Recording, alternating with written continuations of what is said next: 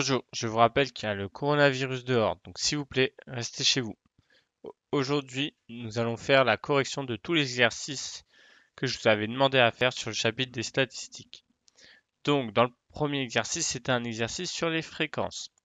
Première question, calculer le nombre total de véhicules neufs vendus en 2014. C'était simple, il fallait additionner tous les véhicules neufs vendus en 2014 en France, pour chaque groupe.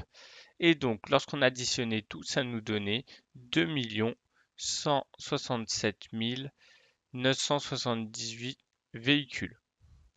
Après, deuxième question, un peu plus difficile, s'il fallait calculer la fréquence correspondant à chaque marque. Donc, il fallait aussi arrondir ces fréquences au dixième près. Donc, pour avoir la fréquence, par exemple, du nombre de véhicules vendus neufs pour le groupe Renault, on va l'appeler F1 pour nous aider. Il fallait faire les véhicules neufs vendus par Renault, ça veut dire 577 625, divisé par l'ensemble des véhicules, donc 2 167 978. 2 167 978. Ce qui nous donnait ce chiffre. Donc là, on avait la fréquence sous forme d'un nombre décimal. Pour l'avoir sous forme d'un pourcentage, ce qu'il fallait faire, c'est multiplier par 100. Donc ça nous donnait 26,64%. Ce que là, on nous demande d'arrondir au dixième. C'est-à-dire qu'on veut juste un chiffre après la virgule. Donc lorsqu'on veut arrondir au dixième, on s'arrête à un chiffre après la virgule et on regarde le chiffre juste après notre barrière. Donc là, on voit que c'est un 4. Si notre chiffre est plus petit que 5, alors on va couper. On va se retrouver alors avec 26,6%. Maintenant, on va faire la même chose pour le groupe PSA, on l'appelle fréquence 2. Là, on doit arrondir au dixième, donc on fait notre coupure au dixième, on regarde le chiffre juste après, c'est un 9. Comme il est plus grand que 5, le 6 va se transformer en 7. Et on peut enlever tout le reste. Et pareil pour la troisième fréquence. On veut arrondir au dixième, le 6 des dixièmes va devenir 7. Donc troisième question, est-il exact de dire que les marques étrangères représentent presque la moitié des ventes de voitures neuves en France? Bon, là c'était une question un peu floue, mais c'est vrai que pour la troisième question, on pouvait répondre oui, parce que les marques étrangères représentent 44,7%, donc même si ça ne représente pas la moitié, ça représente presque la moitié, donc on peut dire oui. Maintenant, les exercices sur la moyenne et l'étendue. Nous avons Maxime qui utilise un logiciel pour réduire le poids de cette photographie numérique. Donc dans un premier temps, on avait le poids des images avant compression et on nous demandait quelle était la moyenne et l'étendue du poids de ces images-là. Donc déjà pour la moyenne, ce qu'il fallait prendre, c'était additionner tous nos poids et après de diviser par le nombre d'images qu'on avait, ça veut dire 7. Donc lorsque j'additionnais tous mes poids ici, ça nous faisait 20,4 mégaoctets. Et comme j'ai cette image, je divise par 7. Ce qui nous donne environ 2,91 mégaoctets. Là, on ne nous demandait pas d'arrondir au centième ou dixième, donc c'est comme on voulait. Donc petit b, maintenant l'étendue. L'étendue, je vais l'appeler 1 parce qu'il va y avoir une deuxième étendue. On prend la plus grande des valeurs, c'est 4,3 et on soustrait par la plus petite, c'est 1,6. 2,7 mégaoctets. Maintenant, deuxième partie.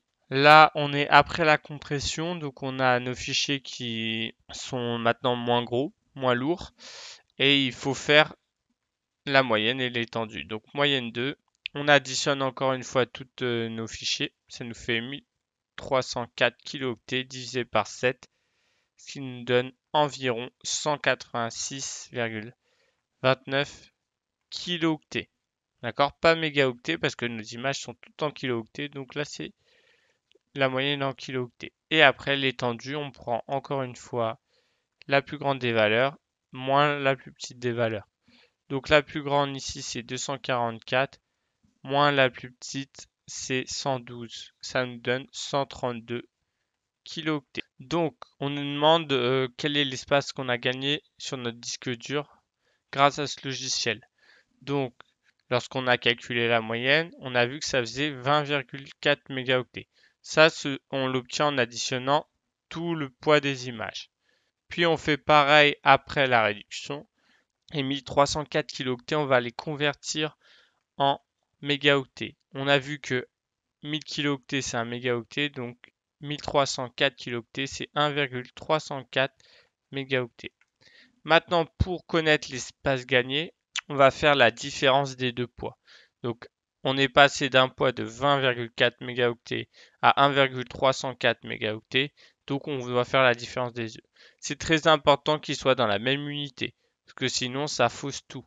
Si vous ne mettez pas dans la même unité, c'est comme si vous me disiez que 5 euros moins 3 centimes, ça vaut 2 euros, alors que ce n'est pas le cas. Donc, lorsqu'on fait 20,4 moins 1,304, on obtient environ 19,1 mégaoctets. Donc, phrase de conclusion. Donc, Maxime a gagné 19,1 mégaoctets sur son disque dur. Maintenant, les exercices sur la médiane. On passera aux exercices sur la moyenne pondérée après. Donc, l'exercice sur la médiane, on se rappelle, la médiane, première des choses à faire, c'est de trier nos valeurs par ordre croissant. Il ne faut pas oublier que lorsque vous avez deux nombres identiques, il faut quand même écrire ces deux nombres identiques. Par exemple, j'ai écrit 182 et 182 deux fois, parce qu'il y a deux fois le nombre 182 qui est là. La valeur qui sera pile poil au centre, ça sera la 11e valeur. Ma 11e valeur sera là. Là, j'ai 10 valeurs en dessous et j'ai 10 valeurs au-dessus, donc c'est celle qui est pile poil au milieu. La médiane est 274. Maintenant, on devait calculer l'étendue. Donc, encore une fois, l'étendue, on prend la plus grande des valeurs, moins la plus petite. Donc, la plus grande, c'est 230. La plus petite, c'est 29. Donc, 230 moins 29, ça nous donne 201. Passons à l'exercice suivant.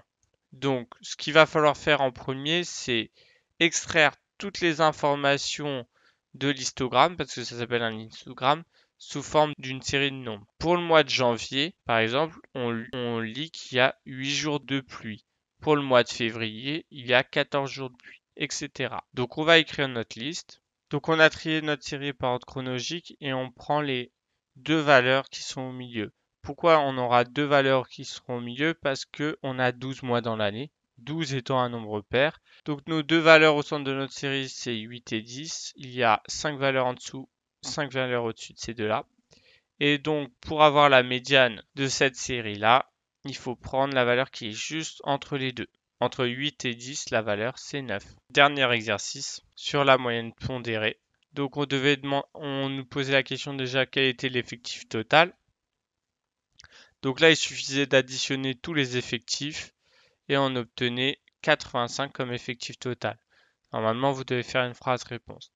Maintenant, quel est le salaire moyen arrondi à l'unité? On devait faire une moyenne pondérée. Pourquoi pondérée? Parce qu'il n'y a pas le même nombre de salariés pour chaque poste spécifique. Par exemple, il y a 35 ouvriers alors qu'il n'y a que 2 dirigeants.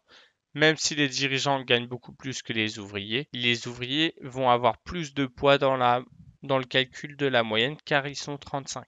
Pour calculer la moyenne pondérée, déjà au numérateur, ce qu'il faut faire, c'est et il fallait diviser par l'effectif total, par le poids total. Donc là, l'effectif total, c'était 85, donc il fallait diviser par 85. Ce qui nous donnait un résultat environ égal à 2276,47 euros. Ce qu'on nous demandait de l'arrondir à l'unité. L'unité, c'est le chiffre qui est juste avant la virgule, c'est celui-là. Donc, pour arrondir à l'unité, il faut regarder les chiffres des dixièmes. D'accord? C'est celui-là le chiffre des dixièmes. Donc là, il était égal à 4, ce qui est inférieur à 5. Donc on avait juste à couper. Pas besoin de rajouter 1 à notre 6. Je vous souhaite une bonne journée. Au revoir.